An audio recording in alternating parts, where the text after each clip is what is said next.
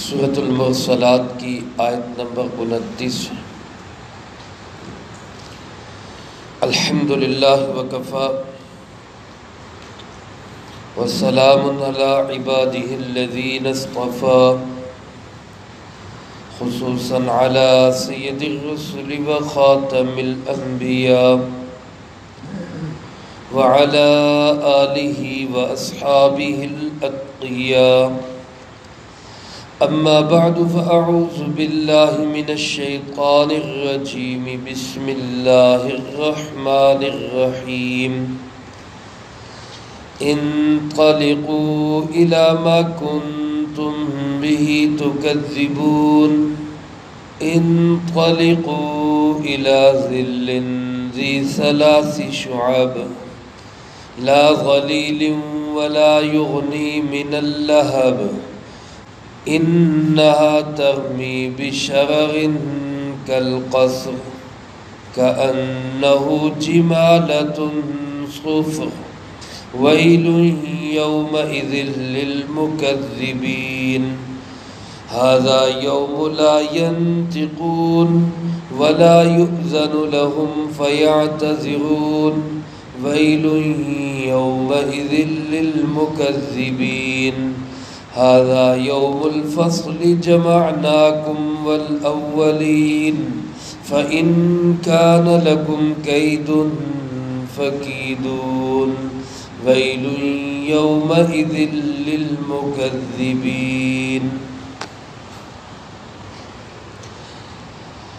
ان آیات مبارکہ میں اللہ رب العالمین نے آخرت کے مختلف مناظر کو بیان فرمایا ہے،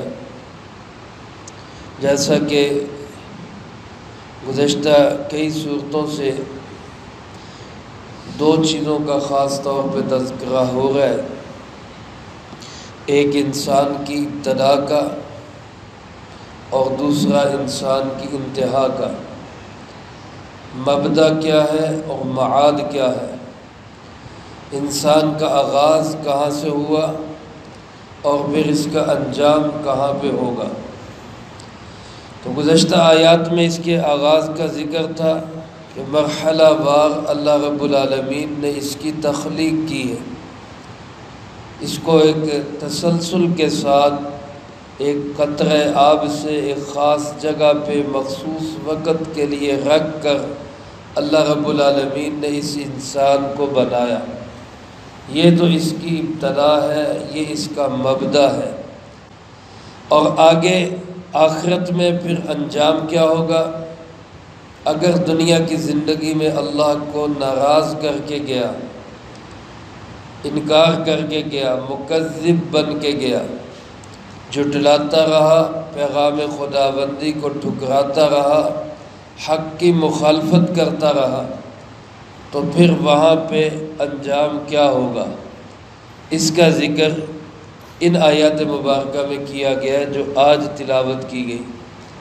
اور اگلی آیات میں انشاءاللہ العزیز اگلی فرصت میں ان لوگوں کا تذکرہ ہوگا جو دنیا میں اللہ کو راضی کر کے گئے۔ اللہ پاک مجھے آپ کو ان راضی کرنے والے لوگوں میں شامل فرما دے۔ یا اللہ پاک فرماتے ہیں ان مکذبین کے متعلق، ان سے کہا جائے گا انطلقوا، چلو نہ ذرا، الی ما کنتم بہ تکذبون، اس چیز کی طرف جس کو تم جھٹلایا کرتے تھے۔ دنیا میں تمہیں اللہ کے نبی آ کر بتاتے ہوئے قیامت آئے گی، رسول اللہ صلی اللہ علیہ وسلم نے بتایا، آپ کے وارثین علماء، واعظین، مبلغین، انہوں نے بتایا، لیکن تمہاری کان پہ جو نہیں رینگی، تم انکار ہی کرتے رہے۔ کون سی قیامت؟ اور کبھی کہا کرتے کہ قیامت اگر ہے تو لے آؤ۔ اللہ پاک فرماتے اب ذرا چلو نا اس چیز کی طرف ما کنتم بہ تکذبون، جس کو تم جھٹلاتے تھے، جس کا تم انکار کرتے تھے۔ اور انطلقوا الی ظل، چلو اس صاحبان کی طرف ذی ثلاث شعب جو 3 شاخوں والا ہوگا۔ چلو ذرا اس صاحبان کی طرف، اور اس صاحبان میں کیا ہے؟ فرمایا لا ذلیل، نہ تو اس کے اندر سایہ ہے، ولا یغنی من اللہب، نہ ہی وہ جہنم کی بھڑکتی ہوئی آگ سے بچائے گا۔ صاحبان یہ سایہ تو ہوتا ہے دھوپ سے اور گرمی سے بچانے کے لیے، لیکن یہ کیسا سایہ اور صاحبان ہے کہ جس سے نہ تو گرمی سے بچاؤ ہے اور نہ جہنم کی آگ سے کوئی بچاؤ۔ علماء نے لکھا ہے، مفسرین کرام رحمہم اللہ فرماتے ہیں یہ جہنم سے ہی ایک دھوئیں کا بادل نکلے گا جو میدان حشر میں آ کر 3 ٹکڑوں میں تقسیم ہو جائے گا، اور جتنے مجرمین، مکذبین، حق کے ٹھکرانے والے، وہ سب انہی صاحبانوں کے نیچے ہوں گے، اسی دھوئیں کے سائے کے نیچے ہوں گے۔ جس طرح اللہ کو راضی کرنے والے نیک انسان، اچھے اعمال کرنے والے انسان قیامت کے دن اللہ کے عرش کے سائے کے نیچے ہوں گے۔ اللہ مجھے آپ کو بھی نصیب فرما دے۔ اسی طرح یہ مجرمین، مفسدین، مکذبین، یہ اس صاحبان جو جہنم سے نکلا ہوا دھوئیں کا صاحبان ہوگا اس کے نیچے ہوں گے۔ اور اللہ پاک فرماتے ہیں یہ صاحبان ایسا ہے بے فائدہ اور بیکار صاحبان، نہ اس سے کوئی سایہ حاصل ہوگا، نہ یہ جہنم کے شعلوں سے بچائے گا۔ اور شعلے کیسے ہوں گے؟ فرمایا انہا ترمی بشرر کالقصر، یہ صاحبان ان کے اوپر ایسے بڑے بڑے انگارے پھینکے گا، کالقصری، جیسا کہ وہ بڑا محل ہو، محل جتنے بڑے بڑے انگارے وہ ان کے اوپر پھینکے گا۔ یہ ان انگاروں کی ابتدائی حالت، اور ان کی انتہائی حالت کیسے ہوگی؟ فرمایا کأنہ جمالۃ صفر، وہ ایسے ہو جائیں گے جیسے کہ سیاہی مائل اونٹ ہوتے۔ جمالات جمال کی جمع ہے اور یہ اونٹ کو کہتے، اور صفر کا معنی زرد۔ اونٹ میں جب زردی مائل اونٹ ہو وہ سیاہ کی طرف مائل ہو جاتا ہے، کالے رنگ کا گدلا سا رنگ۔ فرمایا کہ ان انگاروں کی ابتدا تو ایسی ہوگی کہ اتنے بڑے ہوں گے جیسے بڑے بڑے محل، اور پھر وہ آگے ٹوٹیں گے، جیسے چولہے سے چنگاریاں اڑتی ہیں تو بعض اوقات بڑا سا کوئلہ اڑتا ہے، پھر آگے ٹوٹ جاتا ہے، چنگاریاں بن جاتی ہیں۔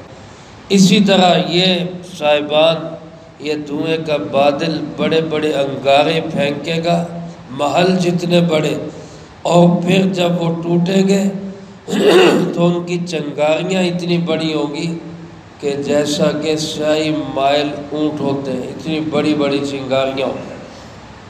یہ ہے انجام ان لوگوں کا جو آخرت کو جھٹلاتے رہے۔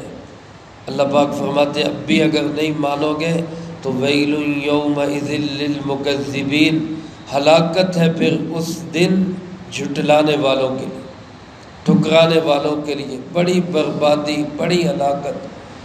اور فرمایا ھذا یوم لا ینطقون، یہ دن ایسا ہوگا جس میں کوئی بول نہیں سکے گا، کوئی بات نہیں کر سکے گا۔ علماء نے لکھا ہے بڑے بڑے انبیاء، برگزیدہ ہستیاں، مقدس اور چنے ہوئے منتخب لوگ، وہ بھی اللہ کے خوف سے اور قہری تجلیات کی وجہ سے خاموش ہو گئے، کوئی بات نہیں کر رہا ہوگا۔ فرمایا یہاں تک کہ لا یؤذن لہم فیعتذرون، ان لوگوں کو اس چیز کی بھی اجازت نہیں دی جائے گی کہ یہ کوئی معذرت ہی کر لیں، عذر ہی کر لیں، کوئی بہانہ ہی لگا لیں، اس کی بھی اجازت نہیں ملے گی۔ یہاں میرے عزیز دوستو، دنیا کے اندر ایک انسان جتنا مرضی بڑا گناہ گار ہو، یہاں تک کہ ایک حدیث پاک کا مفہوم ہے کہ اگر ایک انسان کے گناہ اتنے ہو جائیں، اتنے گناہ ہو جائیں کہ جتنا زمین و آسمان کا خلا ہے، کتنا بڑا خلا ہے، اتنا بڑا خلا بھی ایک انسان کے گناہوں سے بھر جائے اور پھر وہ رب العالمین کے سامنے حاضر ہو کے کہے یا اللہ مجھ سے غلطی ہو گئی، مجھے معاف کر دے، تو اللہ پاک فرماتے ہیں میں سارے گناہوں کو معاف کر دوں گا، مجھے کس نے پوچھنا ہے، مجھے کوئی پرواہ نہیں۔ یہاں ایک دفعہ کے توبہ، معمولی سا آنسو کا قطرہ آنکھ میں آ جائے، ساری زندگی کے گناہوں کو مٹانے کے لیے کافی ہے۔ لیکن وہاں میرے عزیز دوستو انسان آنسوؤں سے روئے گا، خون کے آنسو نکلیں گے، پیپ نکلے گی، ہاتھ چبا جائے گا۔ فیعتذرون، اللہ پاک فرماتے ہیں معذرت کا موقع ہی نہیں دیا جائے۔ علماء فرماتے ہیں یہ مختلف موقع ہیں قیامت کے دن، کئی جگہ پہ ایسا ہوگا کہ انسان بولیں گے، قرآن کریم میں آتا ہے اللہ رب العالمین کے سامنے کہہ دیں گے واللہ ربنا ما کننا مشرکین، اللہ کی قسم جو ہمارا پروردگار ہے ہم نے تو کبھی شرک کیا ہی نہیں، مکر جائے گا۔ کوئی موقع ایسا آئے گا اللہ پاک زبانوں کو بند کر کے ہاتھوں پاؤں سے پوچھیں گے ہاں جی بتاؤ، پھر ہاتھ پاؤں اس انسان کے خلاف گواہی دیں گے۔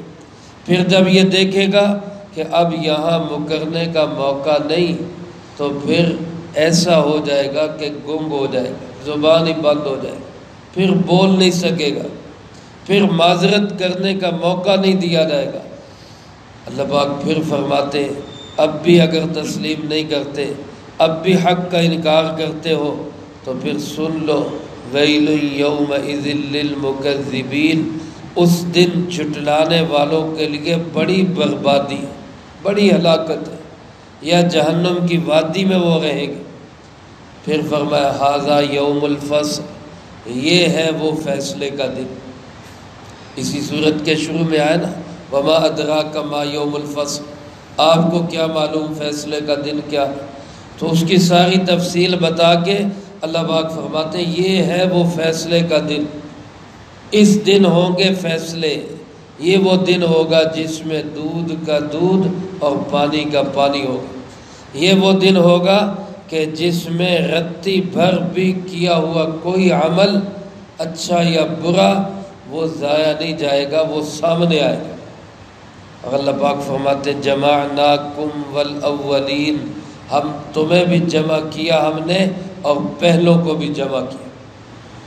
حالانکہ یہ جمع ہونا ہے، ابھی قیامت آنی ہے، ابھی اس کے بعد میدان حشر لگنا ہے، لیکن یہیں پہ اللہ نے ماضی کے صیغے کے ساتھ فرمایا جمعناکم، یعنی اس کا ہونا اتنا یقینی ہے، اتنا پکا ہے کہ یوں سمجھو کہ ہم نے جمع کر لیا تمہیں، جمعناکم تمہیں بھی جمع کر لیا، والاولین اور تم سے پہلے لوگوں کو بھی جمع کر لیا۔ اب ہم سے پہلے حضرت سیدنا آدم علیہ السلام تک سارے انسان ہیں، قیامت کے دن سب جمع ہوں گے، آدم علیہ السلام سے لے کر قیامت تک آنے والا آخری انسان سب کو جمع کرے گا کون؟ اللہ رب العالمین جمع کرے۔ ہم نے تمہیں جمع کیا، تمہیں بھی، تم سے پہلوں کو بھی۔ اب سارے جمع ہو، اس وقت کہتے تھے کون سی قیامت، کون سا دن، کون سا فیصلہ، اب سب جمع ہو، اب بھی تمہیں موقع ہے، اب بھی تمہیں مہلت ہے۔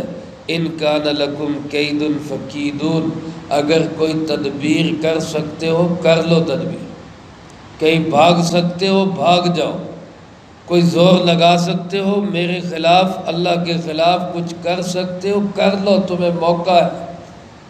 میرے عزیز دوستو، ایسا قادر مطلق اور ایسی طاقت اور قوت رکھنے والا کہ اپنے مجرموں کو خود کہتا ہے بھاگ سکتے ہو بھاگ جاؤ، لیکن بھاگیں گے کہاں پہ؟ جہاں بھی جائیں گے وہاں پہ شاہی کس کی ہوگی؟ اللہ کی شاہی۔ اس لیے فرمایا نہیں مانتے تو یاد رکھو ویل یومئذ للمکذبین، اس دن جھٹلانے والوں کے لیے بڑی ہلاکت ہے، بڑی بربادی ہے۔ تو مجھے آپ کو اللہ پاک اس بربادی سے محفوظ رکھے۔ الحمدللہ ہم مکذب نہیں، ہم مانتے ہیں، مصدق ہیں، ہم تصدیق کرتے ہیں کہ قیامت آئے گی، سچ ہے۔ اللہ پاک ہمیں اسی ایمان پہ موت نصیب فرمائے۔ لیکن اس تصدیق کو تھوڑا سا آگے بڑھانا ہے کہ ہر وقت آخرت کی فکر رکھنی، ظلم نہیں کرنا، کسی کا حق نہیں کھانا، کیونکہ میں نے رب کے سامنے پیش ہونا ہے، فرائض پورے کرنے، حقوق اللہ کو ادا کرنا ہے، حقوق العباد کا خیال رکھنا ہے، اور اس کے ساتھ جو کمی بیشی ہو اس پہ استغفار اور توبہ کرنی، تاکہ کل اللہ رب العالمین کے سامنے میں مجرموں کی صف میں کھڑے ہونے کی بجائے مومنوں کے صف میں کھڑا۔ اللہ مجھے آپ کو سب کو اس کی توفیق نصیب فرمائے، جو کہا سنا اس کو زندگی میں لا کے دوسروں تک پہنچانے کی توفیق عطا۔ اللہم انت السلام ومنک السلام، تبارکت ربنا وتعالیت یا ذا الجلال والاکرام، اللہم اعنا علی ذکرک وشکرک وحسن عبادتک، اللہم احسن عاقبتنا فی الامور کلہا وأجرنا من خزي الدنيا وعذاب الآخرة، اللهم باقية كباقية الوليد، اللهم استر عوراتنا وآمن روعاتنا، اللهم إنا نجعلك في نحورهم ونعوذ بك من شرورهم، اللهم اكفنا بحلالك عن حرامك وأغننا بفضلك عمن سواك، اللهم اكفنا كل مهم من حيث شئت ومن أين شئت۔ اے مولا کریم، اس پورے ہفتے میں جتنا درس قرآن ہوا، ان طلب عزیز طالبات نے جتنی پڑھائی کی، ان احباب نے جو جو اعمال کیے، اللہ سب اعمال کو اپنی بارگاہ میں قبول فرما۔ اللہ ان تمام اعمال کا اجر و ثواب ہمارے پیارے آقا جناب محمد کریم خاتم النبیین صلی اللہ علیہ وسلم کو پہنچا۔ آپ علیہ السلام کے توسل سے تمام انبیاء، تمام صحابہ، تمام اہل بیت، ازواج مطہرات، بنات اطہار، نبی پاک صلی اللہ علیہ وسلم کی امت کے تمام علماء، مشائخ، بزرگان دین، اور یا اللہ پاک جتنے بھی آپ کی امت کے لوگ دنیا سے جا چکے، جو موجود ہیں، جو قیامت تک آئیں گے، اللہ سب کو اس کا اجر و ثواب نصیب فرما۔ تمام مرحومین کی قبور کو جنت کا باغ بنا، سب کے درجات کو بلند فرما، سیئات کو حسنات سے تبدیل فرما، کروٹ کروٹ چین سکون اطمینان نصیب فرما۔ بالخصوص حاضرین مجلس میں سے جس کے جو عزیز و اقارب، رشتہ دار، دوست، احباب، اساتذہ، مشائخ، والدین اس دنیا سے جا چکے، اللہ ان سب کی بخشش اور مغفرت فرما۔ اے مولا کریم، جتنے میرے بھائی بزرگ بچے تشریف فرما ہے، اللہ قرآن پاک کی محبت میں آئے، اللہ سب کے دلوں کی بہار قرآن کو بنا دے۔ اے اللہ پاک، اس کی برکت سے ہمارے